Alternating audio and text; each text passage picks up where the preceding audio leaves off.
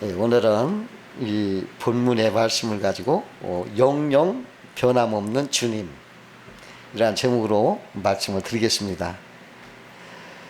오늘 요즘에 날씨가 얼마나 더워요. 이 더워서 음식물이 아주 잘 상하고 변합니다.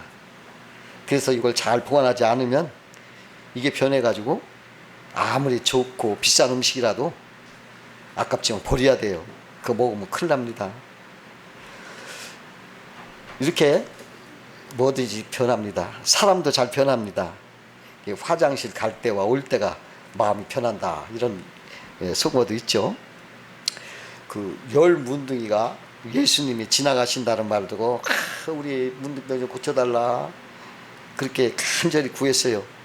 그러니까 예수님이 불쌍히 여겨서 너희 몸을 제사장에 가서 보여라 하고 낫게 하셨어요.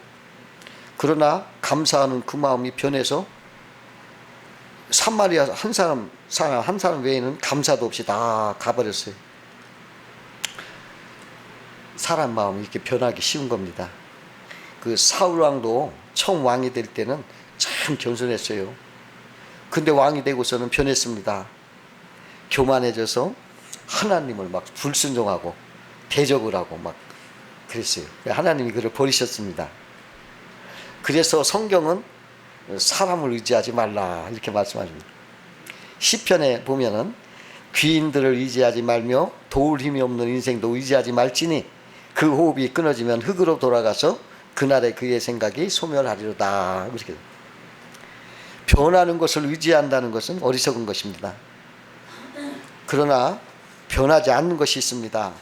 오늘 본문 말씀, 오직 예수 그리스도는 어제나 오늘이나 영원토록 동일하시니라 이렇게 말씀하셨어요. 예수 그리스도의 말씀은 천지가 없어져도 1.1도 변하지 않는다 말씀하셨어요. 그러므로 우리는 변하지 않는 주님을 의지하고 믿어야 됩니다. 시편에 보니까 야곱의 하나님을 자기 도움으로 삼으며 여호와 자기 하나님에게 자기의 소망을 두는 자는 복이 있도다 이렇게 했어요. 변하지 않는 분에게 소망을 두라는 거죠. 그러면 오늘은 영영 변함없는 주님은 어떤 분인가 이걸 알아보면서 은혜를 나누겠습니다.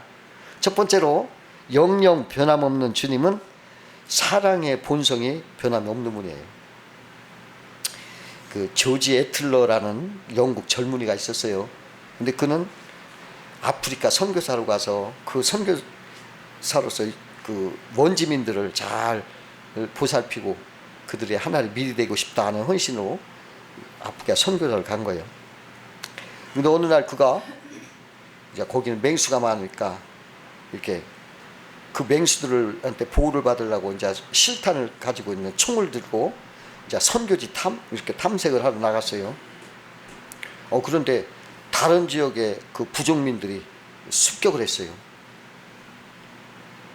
근데 총을 가지고 쏘면은 자기는 살 수가 있겠지만은 원주민들이 피해가 입으면은 자기 선교 헌신은 물거품이 되는 걸 알고 그는 그 장전된 총을 옆에 두고 조용히 원주민들의 그 화살과 창을 받아듣고 마지막 숨이 끊기는 통증을 느끼면서 하나님을 바라보면서 평화로운 미소로 죽었습니다. 그의 죽음과 총을 받아든 추장이 이 사람은 총이 있어도 우리를 살리려고 자기가 죽었구나 그 뜻을 알고 그 뺨에 입을 맞추면서 마을 사람들에게 말했어요. 자기의 죽음으로써 우리를 살린 이분의 뜻을 받들자. 그래서 그 마을에 찬송 소리가 들리기 시작했다는 것입니다. 그 영국 중부 코벤트리라고 하는 곳에 사람들의 눈길을 끄는 여인의 동상이 하나 있어요. 11세기 무렵 이 지역 주민들이 세금에 시달리고 가난에 시달렸어요. 이 사실을 한 영주 부인이 영주에게 세금 좀 감해달라 하고 탄원을 했어요. 그러니까 영주가 무슨 말을 하냐면 만일 당신이 알몸으로 이 마을을 한 바퀴 돈다면 내가 그렇게 하겠어 이렇게 일축해버렸어요.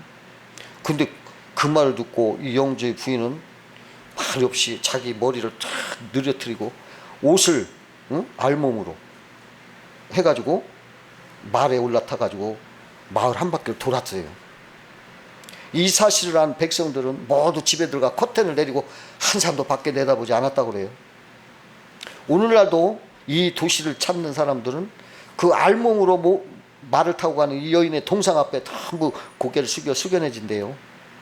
자기 체면이나 위신은 아랑곳 없이 그 불쌍한 국민들을 위해서 그냥 자기가 그렇게 희생한 거죠.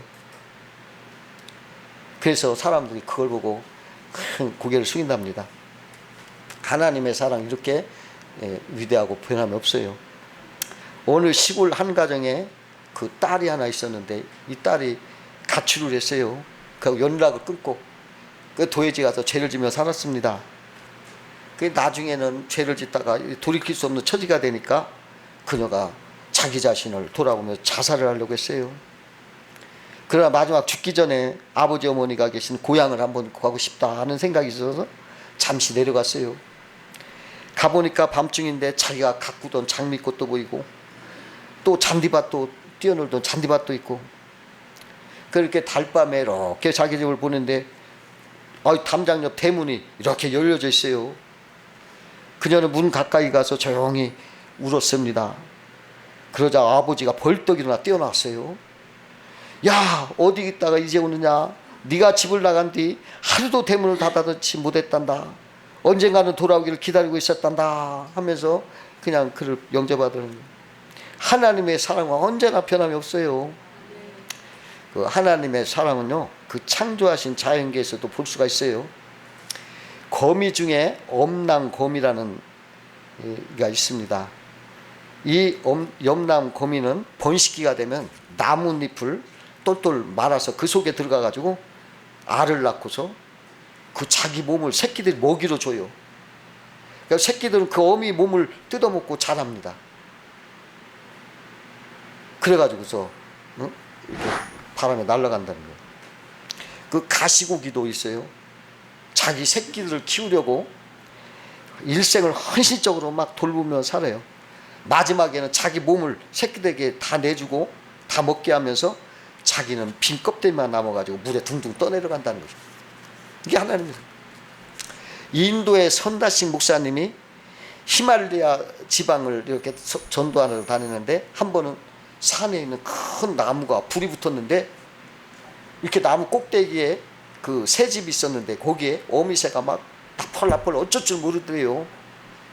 그렇게 보고 있는데 결국은 자기 새끼를 자기가 품에 안고 자기는 타 죽었대요. 근데 새끼는 다 살렸다는 거예요.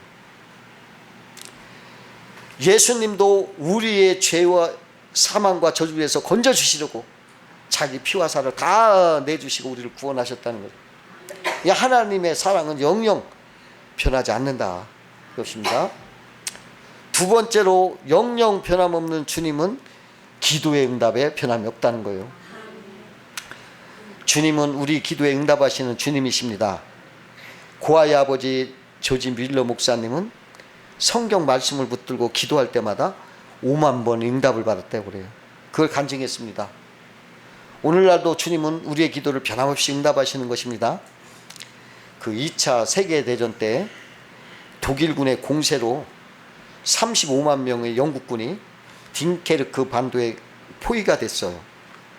이제 바람 앞에 등불처럼 위험했습니다. 그때 영국 국왕 조지 6세는 영국군을 구원하려고 온 나라에 기도의 날을 정했어요.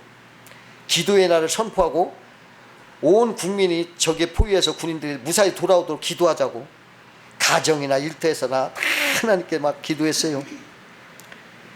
영국군이 살 수 있는 길은 딱 한 가지요. 그 무사히 그 도보 해협을 건너는 것이었어요. 그걸 위해서 막 기도를 하는데 근데 놀라운 일이 벌어진 거예요. 독일군의 총공격 개시 전날 밤에 독일군 주둔지에는 막 바람이 막 세차게 불고 비가 막 쏟아졌어요. 그래가지고 막 탱크도 못 움직이고 폭격기도 못 떴습니다. 그러나 딩케르크 반도와 그 도보 해협은 구름 한 점 없이 아주 별들이 반짝이며 맑았어요. 그래가지고 영국군은 군함을 타고 다 35만 명이 다 도보 해협을 건너가지고 무사히 본국으로 탈출했어요. 이게 기도의 응답이에요. 이게. 하나님 앞에 기도할 때 이렇게 하나님은 응답을 주셨어요.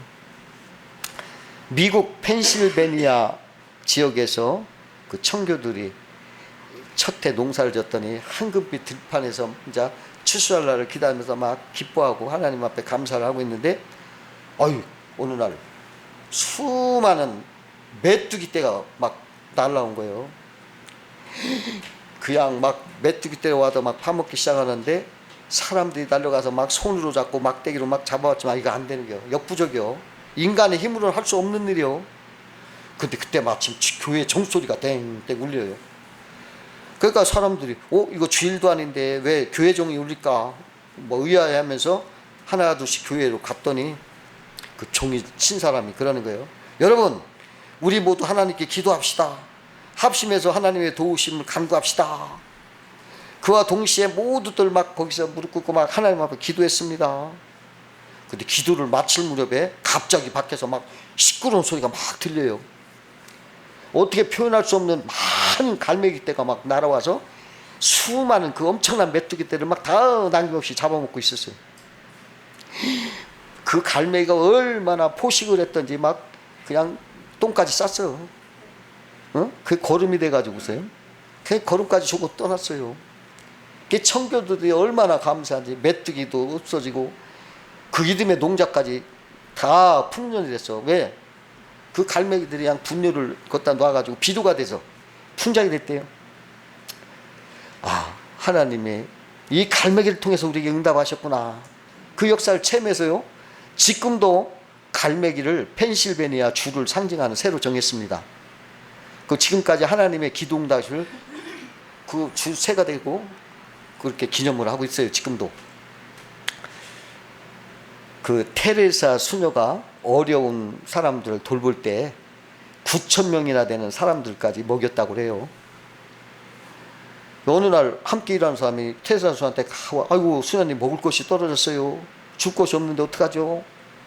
그래서 테레사 수녀가 막 기도하면서 하나님을 부르짖고 기도하는데 갑자기 아침 9시 되니까 빵을 가득 실은 트럭이 막 오는 거예요. 웬일인가 봤더니 그날 학교가 갑자기 휴교를 해서 학생들 줄 빵을 전부 갖고 온 거예요. 테레사 수녀한테. 그 빵으로 다 나눠준 거예요. 주님이 그 기도를 들어주시고 학교 문을 닫아버렸어. 그래가지고 이렇게 하나님은 응답하시는 하나님. 유명한 설교가인 템플 목사가 계시는데 이분이 케임브리지 대학 채플에 설교자로 초청을 받았어요. 야, 이 좋은 기회에 내일이 촉망되는 젊은들에게 좋은 설교를 하나 해줘야겠다. 이렇게 생각하다가 야, 기도회를 배워서 그 평생 기도의 도움을 받고 산다면 저들이 장래가 복될 것이다. 이런 마음에 굳어져 가지고 기도에 응답하시는 하나님이라는 제목을 가지고 이제 설교하러 갔어요. 거기서 열심히 그 영혼들을 사랑해서 그 설교를 그냥 기도를 응답하시는 하나님이라는 제목을 많이 했어요. 근데 이렇게 영혼을 사랑해서 열심히 증거했지만은 대학 채플에서는 이 말씀을 좋아하지 않는 거예요. 인기가 없어요. 한 학생이 다가와서 그런 말을 하는 거예요.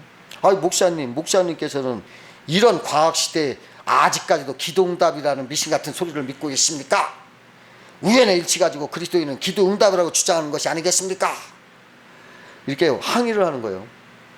이야기를 듣고 난 템플 목사가 말했어요. 기도가 우연의 일치라고요? 우연의 일치일지도 모릅니다. 그런데 학생, 이상한 일이 있습니다. 내가 기도를 그치면 그 우연도 그쳐버리고 맙니다. 그러니 기도가 얼마나 중요합니까? 여러분, 우리가 기도가 그 기도 때문이 아니라 우연이다. 그런데 그 우연도 기도 그치면 안 나와. 그러세요. 그 어느 목사님이요, 그 교회를 이전하는데 누가 좀 도와줬으면 하는 생각이 있다면 정말 그 사람이 나타나더래. 그러더니 목사님 제가 도울 거 없나요 하더래요. 또 마음에 이 일을 꼭 이 사람이 필요한데 하고 생각하고 있으면 그 사람이 무슨 볼일 때문에 오더라. 교회에 나타나더래. 여러분, 이게 우연일까요? 우연이 아니라 하나님께서 도우시는 방법입니다. 하나님은 세밀하셔서요, 머리카락 하나 가지고 세셔요. 근데 우연이 없어요. 하나님의 섭리입니다. 그 교회 다닌 지 얼마 안 된 사람이 한동안에 이거 기도를 못하러 하느냐, 왜 할까, 이 의문이 생겼어.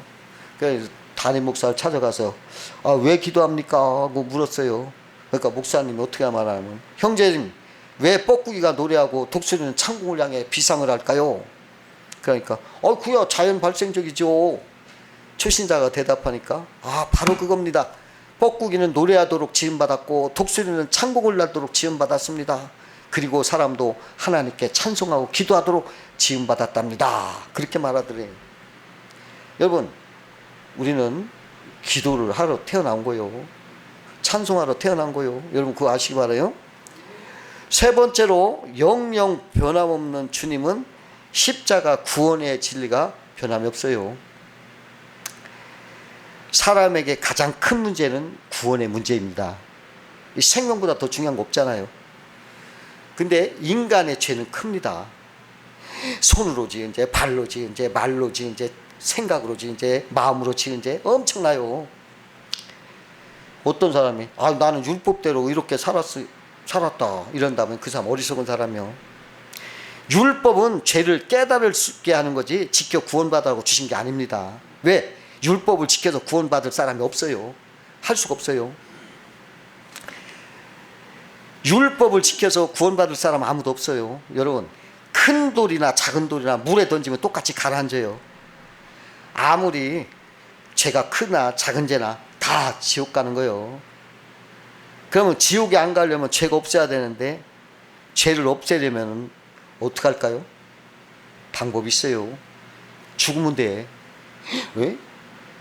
죽으면 율법이 통하지 않아. 내가 만약에 사람을 죽였어. 여기 있으면 형사가 잡으러 나를 오면 내가 살아있으면 잡아가, 수갑 채워서. 근데 내가 죽었으면 에이 죽었구만 하고 귀안 가. 공소권 없어. 죽은 사람은 율법이 안 통해. 그렇잖아요. 그러니까 죽을 수밖에 없어, 죄를 없애려면. 그런데 내가 죽을 수 없으니까 누가 죽으셨어? 나를 대신해서 예수님이 죽었어. 그러면 나는 예수님이 믿으면 예수님이 죽음이 내 죽음이 되는 거예요. 예수 죽음 내 죽음, 예수 부활이 내 부활이에요. 그래서 나는 죄에서 벗어나는 거예요.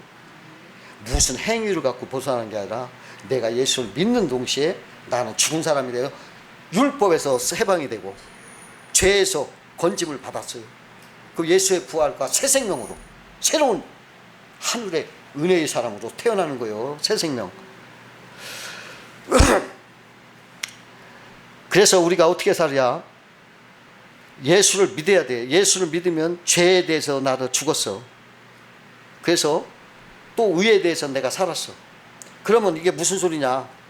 죄에 대해서는 내가 죽은 사람처럼 무반응해야 돼. 죄가 있으면 그 무반응해. 죽은 사람 반응이 없어. 막 뺨을 때리고 침을 뱉고 막 꼬집어도 몰라. 무반응이야. 죽었으니까. 죄에 대해서는 무반응으로 살고, 의에 대해서 착하고 올바른 일에 대해서는 젊은이처럼 왕성하게 살아나서 앞장서서 훌륭한 일을 하라는 거예요. 예? 바로 이것이에요. 그 인도에서는요, 구원을 얻기 위해서 찌는 듯한 햇빛 아래서 못이 박힌 널판지 위에 이렇게 누워있대요. 또 어떤 사람은 자기가 죄를 씻어서 구원 얻으려고 일생을 벙어리로 살 것을 서약해서 딱 벙어리로 일생을 사는 사람이 있고요.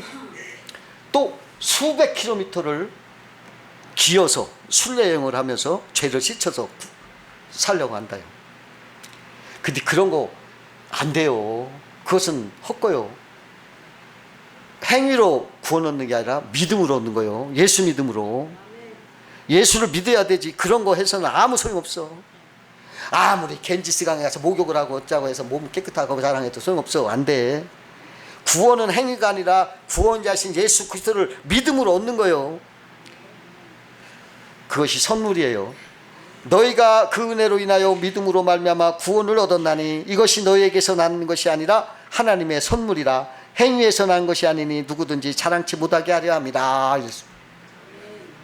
이게 구원이라는 것은 내가 죄인임을 인정하고 하나님께서 나의 죄를 속하여 주시려고 독생자 예수 그리스도를 보내셔서 나를 대신해서 피 흘려 죽으시고 다시 3일 만에 부활하셔서 나의 구원자가 되심을 믿으면 그게 구원이 되는 거예요.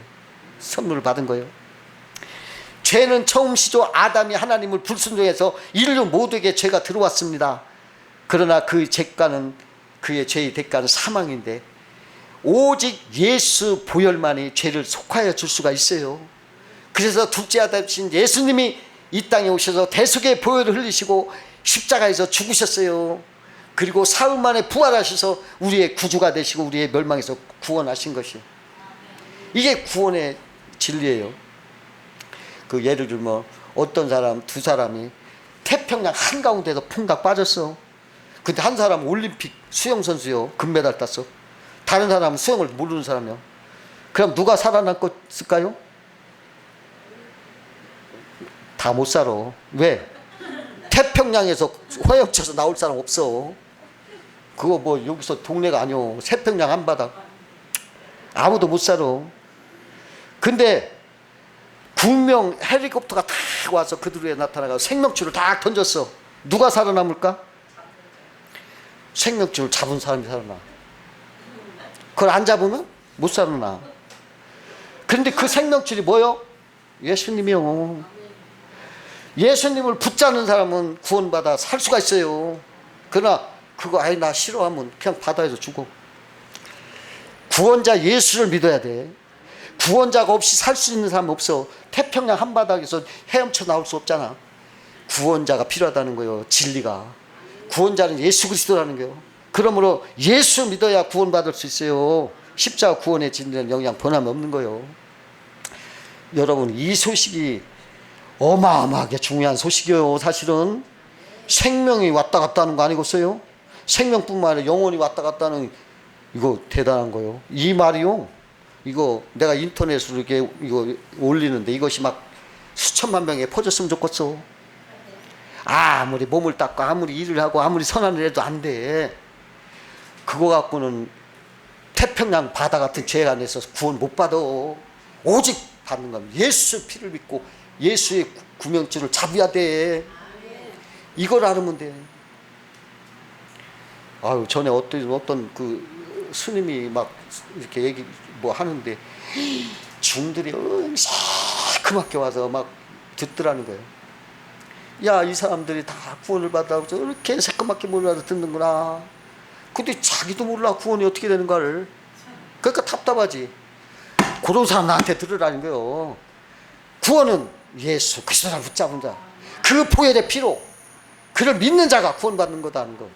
아이, 얼마나 더 이상은 가짜요. 그거요, 그거. 구원받으시 바랍니다. 예수 붙잡고 평생을 구원받으시 바라요. 네 번째로 영영 변함없는 주님은 영원히 우리와 함께 하심이 변함이 없다는 거예요. 예수님은 언제나 우리와 함께 해주시는 진실한 친구 같은 분이에요. 예수님이 십자가에 죽었다 부활하신 후 승천하실 때 볼지어다 내가 세상 끝날까지 너희와 항상 함께 있으리라, 이렇게 말씀했어요. 예수님은 성령으로 우리와 함께 해주세요. 지금도 성령으로 우리와 함께 계셔요. 이 성령은 팔라크레토스라고 하는데 그 뜻은 우리 옆에 와 계신 분, 이런 뜻이 있고, 또 가까이서 돕는 보혜사, 이런 뜻이 있어요. 그러니까 성령님은 우리랑 가까이 계시어요. 우리 안에 있어. 그 포도나무와 가지가 가까이 하나가 됐죠. 그와 같이 성령님과 우리는 하나가 돼서 가까이 계신다는 거예요. 근데 이분은 우리랑 가까이 하시면서 영원히 변하지 않는 진실한 친구입니다. 세상 친구는 어때요? 뭐 붙어서 다니는 건 좋지요. 응? 잘 붙어 다녀요. 근데 세상 친구는 잘 변해. 자이든 타이든 막 변심할 때가 많아. 친구가 이익이 될 때 하면 탈착 붙어가지고 가까이 하는데, 손해가 될까 하면 어느새 멀리 가서 멀찍이 보고 있어요. 그 평소에 친하게 지내던 두 친구가 길을 가는데 함께 여행을 떠났는데 어느 날 한 친구가 길거리에서 지갑을 주셨어. 그러니까 어이구 빨리 줬더니 하는 말이, 아우 오늘은 나의 운수가 트인 날이다. 그러니까 다른 친구가 몹시 섭섭한 듯이 말하는 거예요. 아유, 자네는 어떻게 나라고 하는가? 이럴 때는 우리라고 하면 좋지 않겠는가?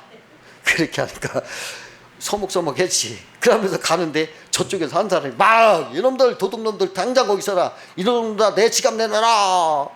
그러니까 아유 아니요 우리는 그저 땅에 떨어진 걸 주었을 뿐이요. 그러니까 그 말을 듣고 그 친구가 기가 막힌 듯이 말하는 게 자네는 무슨 말을 그렇게 나 조금 전엔 나라고 하더니 이제는 우리라고 하던가. 이러더래야. 이렇게 그래요. 자기가 이득될 때는 나, 저가 손해보면 우리. 이게 친구라는 게 세상 친구. 스페인 속담에 이런 말이 있어요. 역경에 처했을 때는 가짜 친구가 파리는 사라진다 그랬어요. 세상 인심이 다 그렇다는 거예요.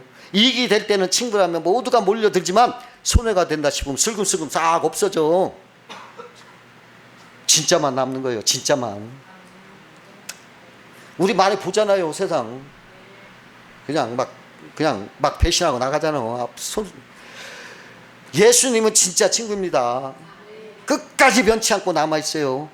요한일서 13장 1절에 세상에 있는 자기 사람들을 사랑하시되 끝까지 사랑하시니라 그랬어요.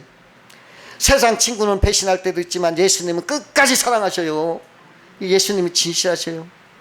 로마 안토니오스 황제 때 서머나 교회 감독 폴리캅은 기독교에 대한 박해가 있었을 때 로마 총독이 폴리캅에게 이제 당신은 고령이지 않겠습니까? 나이가 많지 않아요. 살려줄 테니까 이제 로마 총독을 섬기시오. 이렇게 말했어요. 그러니까 이 사람이 뭐라고 하냐면 아이고 내 나이 86세 사랑하는 내 주님은 내 일생 동안 나를 한 번도 부인한 일이 없어. 그런데 어찌 나를 구원하신 나의 왕을 부인할 수 있단 말이오. 그 말을 그렇게 하니까 내가 주님의 고난에 동참하기를 기쁨으로 여깁니다 하고 안 하니까는 화형에 처해졌어요. 화형. 불에 태워 죽여요. 근데요 불이 막 맹렬하게 타는데도 이상하게 불꽃이 폴리갑 주변만을 이렇게 에워쌀 뿐 태우지 못하는 거예요. 그러니까 로마 군인들이 막 당황을 해가지고 칼로 찔러 죽였대야. 이 폴리갑 같은 그 변하지 않는 그 예수님 같은 분이죠. 그런 분이. 우리는 변하지 말고 살아야 돼. 좋다고 막 붙고 싫다고 떨어지고 이거 안 돼요. 그 어느 농부가 하루 일을 마치고 집으로 왔어요. 근데 막 바깥에 요란한 말박구 소리가 막 들려. 어째 서둘러 나가보니까 왕의 전령들이 왔어요. 왕께서 급히 부르시니 당장 짐을 싸고 우리와 같이 짐을 챙겨가 우리랑 같이 가자 그러는 거예요. 아우 농부가 겁이 났어. 이게 큰 상을 받을지 큰 벌을 받을지. 아이고 그래서 전령에게 내 소문 좀 하나 들어주시오. 내가 잠시 친구 좀 만나고 오겠습니다. 서둘러 친구를 찾아갔어. 그러면서 아유 친구 왕궁까지 좀 같이 가줄 수 있느냐 그랬더니 가장 아끼고 사랑하던 첫 번째 친구는 단칼에 거절하는 거예요. 근데 실망한 마음으로 두 번째 친구 찾아갔어요. 그러니까 그 친구는 내가 왕궁 앞까지는 가주마. 거기까지만 가주마 이러는 거예요. 불안해. 그래서 이번에는 평소에 늘 좀 멀리 있었고 가까이 하지 못한 친구한테 부탁을 했어. 그랬더니 그 친구가 내가 왕궁 앞까지 동행할 것이니 마음 편히 가자. 그러더니 동행하자는 거예요. 여기서 이게 농부는 바로 우리의 모습입니다. 왕은 하나님이시고요. 언젠가 우리가 하나님 앞에 설 때 우리가 사랑하던 재물이나 세상 것들은 단칼에 안 된다 알고 딱 끝나는 거예요. 여러분 단 한 푼도 못 가져가요. 딱 끝나요. 그리고 가족과 친척 이런 사람들은 장례식까지는 가요. 그 왕궁까지는 가요. 장례식까지. 그런데 평소에 내가 가까이 지내지도 못하고 소원했던 그 예수님만이 나를 마지막에 끝까지 내 영혼이 하나님 앞에 설 때까지 떠나지 않고 같이 가주겠다 이렇게 말씀하시는 거예요. 여러분 끝까지 참된 친구가 되신 예수님의 손을 잡고 인생을 사시기 바라요. 그래야 여러분들이 축복을 받고 여러분들이 마지막 승리를 얻게 되는 것입니다. 기도하겠습니다.